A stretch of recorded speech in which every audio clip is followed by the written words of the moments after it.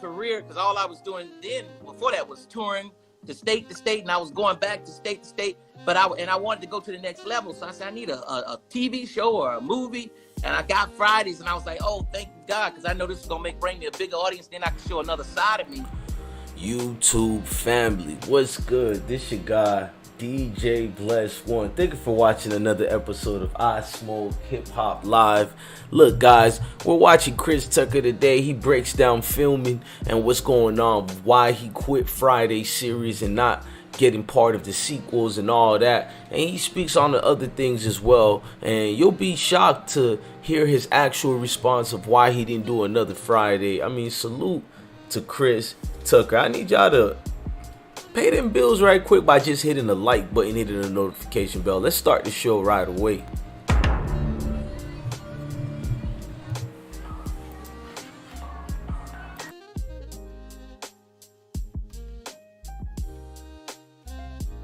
Are really like well, I know Cube want to do another one because Cube, of course, it's like, you know, he kind of created Fridays, and I was in the first one.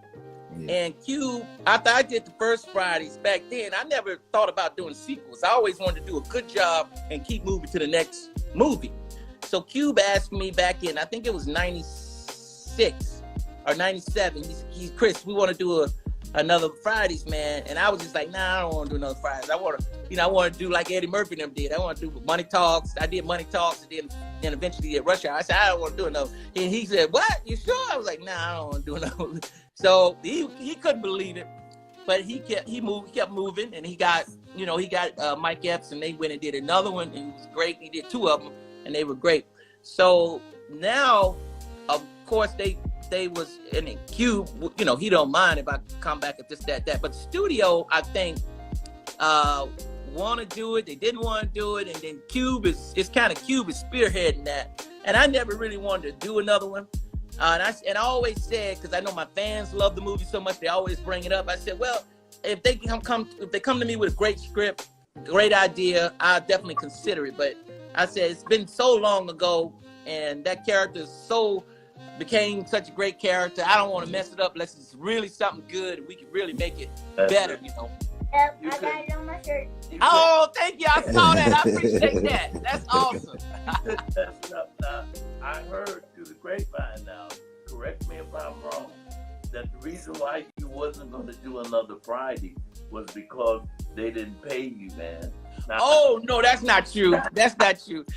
And I'm going to tell you, the first Fridays, I was so happy I got that movie because I knew how it was going to help my career, because all I was doing then before that was touring to state, and I was going back to state. But I wanted to go to the next level, so I said I need a TV show or a movie, and I got Fridays, and I was like, oh, thank God, because I know this is gonna bring me a bigger audience. Then I can show another side of me. So when I did it, it was incredible. But back then, I got to tell you, one of the reasons why I didn't do the second one because of the weed. Because I said, man, that movie became a phenomenon. I don't want everybody smoking weed. And I never really told people this because I kind of forgot about it. But it was one of the reasons why I didn't do it, because I said, I don't want to represent, everybody smoking weed. I kind of made it more personal than a movie.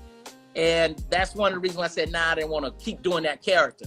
Okay. And it probably was good for me because it kept me moving, to the next phase and next movies. But that was one of the reasons. I said I didn't want to be the get everybody smoking weed high in the world. So. Now, I just want to ask real quick. So, like, when you say a great script for Friday, because most those movies are really like powered by the two leads, with you and Ice Cube, and then he went and got Mike Epps. So, like, what does like a great Friday script act like? What is it like? What would you say would be like the great or the best Friday script or something like that for you? That's a great question, because you even made me think about it. It would be more like a great idea. Like this idea, this is the next level of where these characters will be at and go, that it'll make sense to the audience, makes sense to everybody, makes sense to the story out of all those movies. They had one in between. Yeah. They had two. So three movies. So where will we be? and what's going to be going on. It just can't be like It jokes. has to be a logical. Yeah. I got you. Those are the movies that last. If you do sequels, because they're hard to do, but if you do that, you got to really think it out and then make it make sense. So those are the things. And then once you get those things together, the elements together, then you can come up with a kind of the dialogue and all that stuff. Yeah. Okay. Tell me this now. You've worked with people like Charlie Sheen when you did Money Talk. Yes. What was that like working with somebody of that caliber, that kind of? He was great, man. I was just telling somebody yesterday, and Charlie Sheen and Paul Savino, great actors, because I did a lot of improvisation in Fridays and Money Talks and all my movies, because I try to put a lot of myself real. I try to make the character real as I can do. So when I get into that Charlie Sheen, they will come right back with their acting skills, man. And I believe so hard that you got to work with other great actors, because when you giving out, they're gonna give back and even make you go deeper. It was so great working with Charlie Sheen, because he's such a great actor, and you see that in 2.5 Men and all the movies he's done before that, Wall Street. And Paul Savino, all his movies from Goodfellas on, those guys, they don't miss a beat, because they listen to every word you're saying, and they are coming right back at you in that world you're at, and they're really in the character, man. So yeah, that's a great question, man. So you had prime Charlie Sheen, you were like superstar Charlie Sheen. Was he wilding like that? How he wilds now? Charlie was the nicest guy in the world, man. I gotta tell you right there, he had his little moments here and there, but he was still a great guy. And you've been around people. He let me borrow his Ferrari, man, when I was like 21 years old, because I was bold enough to ask him, Charlie, let me keep your Ferrari for a weekend. He said, sure, I'll have my assistant drop it off at your apartment. I'm staying almost in the hood in Koreatown. I got a $100,000 Ferrari parked out in the front of my apartment, because I'm still asleep. I didn't put it in the parking structure yet. And everybody's like, what? This is Charlie Sheen. That's how nice of a guy he is and was back then, man. So I would always, have a lot of love for Charlie, because how well he treated me. And he's still, to me, just the biggest star, biggest hearted. He loved it. He was like, he just would laugh. He'd be like, crazy. Right. You say you kicked with the wrong foot. You know how he's like, you kicked with the because Mike wrong would leg. do his with his right. Don't you do yours with your left? Yeah. He was like, Chris, you messing up that kick. Right. You got to get that right. Hey, man, where were you at when you heard Michael pass? I was in Atlanta, man. Mm-hmm. I was in Atlanta, and it was like everybody else, man. I was like, couldn't believe it, and it was a sad day, man. But Michael left us so much, and every time his music comes on, man, I just get happy and he just did so much. He was so ahead of his time, and he really lived a full life, even though it wasn't long, but he lived a full life. I mean, he lived 100 lives, man, because he was incredible, man. And so you got to go deep and tell stuff you might not want to talk about, right? But it's actually it makes you, it's healing. It makes you feel better, like. Man, they're great, man. They're great. I just seen one of the posters on Sunset, man. I'm like, yeah, that's me. Netflix, they didn't lie, they did it. What's dope about that, man, is like Netflix isn't the graveyard. You know what I'm saying? There's some things you be like, damn, Chris, oh man. Yeah. You know what I'm saying? Like, people know what Netflix is and what the ownership, and you know what I'm saying? They rivaling everybody now. They on top of their game, man. And they wanted it, and I was like, let's do it. How long ago did you shoot it? I shot it a while ago. man, and I was like... And even with the Netflix, momentum has been building and building and building. Yeah, they're a great company. To the line. All the time, man. All the time. And in my house back in the day, teenagers come over my house want to smoke weed. Right. I don't smoke no weed no more. That's in the movie. Get out of my yard before you get us both in trouble. Hey, man, do you feel like we put you in a time capsule, though? You know what?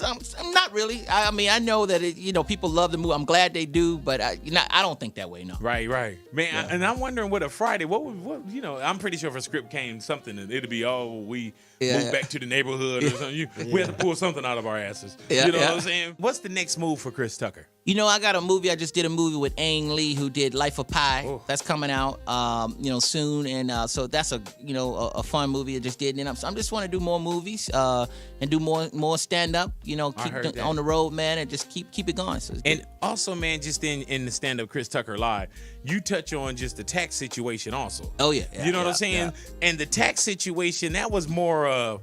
You know how you would trust somebody to do their job while you're over here doing your job? Was it that situation like, man, my job is to act? Yeah. Those spiritual things, those decisions that, it's good to make, man. It's good to make because it helps you. Right. I mean, I think that you were one of the, I guess, like first people of the generation, at least my generation, to present themselves as the young legend of today. When you got on stage at Def Comedy Jam and said, I'm pissed off, man. Yeah.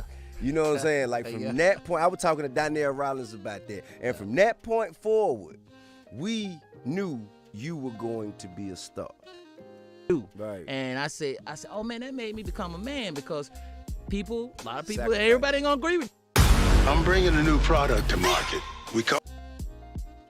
That's right. They called me. I said, "Our rent due? Is our rent due?" It's crazy, man. When I did my first Tonight Show, I was on the TV show one time, and the kid I barely knew from high school called me and said, "Hey man, can you buy me a truck?"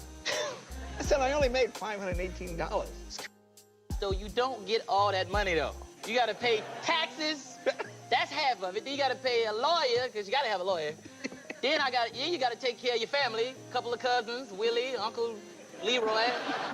And you find you got relatives you didn't know you met before they come out. Oh man, I got so many new relatives. It's just so crazy. They come up to me, I'm your cousin. Your grandma know who I am. I'm your cousin. I said, no, you my grandmama cousin. She know you. I don't know you. Now, how is this one different from? Besides having a 2 in front of it, this one is different from the. Because you did this one in Hong Kong. Right? Yeah, we did it in a couple of places. We did the beginning of it in Hong Kong, and then we came back to L.A., Los Angeles. Then we went to Las Vegas. We just put everything like sequels. You just put all. If you want to go on vacations, you write it in the script. You put all your vacation things in the script. So we say, hey, let's go to Hong Kong. How did you finish? Because my fear is that all people in Hong Kong will think all Americans now are like Chris Tucker. Oh man, Hong Kong. I was the only black person in Hong Kong. I was looking for black people. I said, where are the black people at? No black people, no. They thought I was Kobe Bryant, man. They didn't know who I was. Really? Kobe Bryant? It's like, Kobe, sign my autograph, Kobe. We love you. Where's Shaq? I was running, man, and I was over there. I got arrested in Hong Kong. You got arrested for what? Because they thought I was a spy, because they thought I had got off the spy.